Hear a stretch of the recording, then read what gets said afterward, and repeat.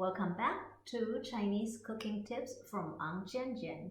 What we're featuring today is tomatoes from the garden and eggs from your chicken coop. And the third ingredient, which is optional, will be anything green, preferably some kind of herbs. So in this case, I may use some garlic chives. Green onion is great. Anyway, this really is two dishes in one. Step one takes about 2 to 4 eggs. If you're feeding 1, 2 eggs is plenty. If you're feeding 2, take 4 eggs, mix them up, and this is the first dish that I'm talking about when I say 2 dishes in one. So you beat them up as if you're going to make scrambled eggs. And I would always like to flavor it with a little bit of soy sauce. I fry the eggs first. You can also use a little bit of the green that we're talking about in these eggs as well. So in this case, I'm just going to dress it up a little bit with a little bit of garlic chives.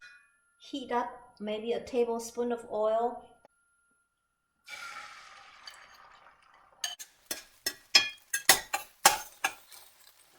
So step 1 is done. And this is a standalone dish by itself. Good for breakfast, lunch, and dinner. Step 2. A little bit of oil. And flavor that with a little bit of onion.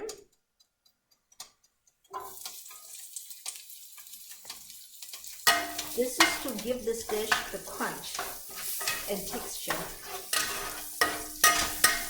And so in order to achieve the crunch, you do not need to cook the onions until it's yellow or softer.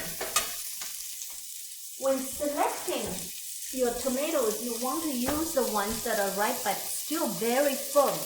You don't want to use the ones that are overripe because it's too juicy and therefore it's hard to stir fry. When they're too juicy, it will go very, very watery only, very fast. So when you're feeding 2, you may want to use a couple of medium or 1 large one. But if you're feeding 1, maybe 1 medium tomato is enough. There is no rule on this. You just have to experiment to find that happy medium that you like. Don't fry it too long, but combine your eggs fairly quickly so that it will have time to have the flavor of the sweet and sourness to melt into the eggs itself. At this time, if you would like, you can also use a little bit of sugar to enhance the sweetness of this dish, or you don't have to. This is entirely optional. When you're done, garnish that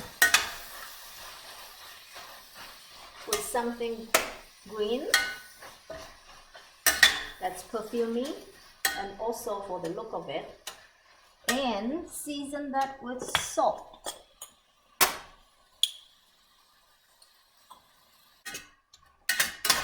See how fast that is? Literally less than 5 minutes and you will have a delicious summer savory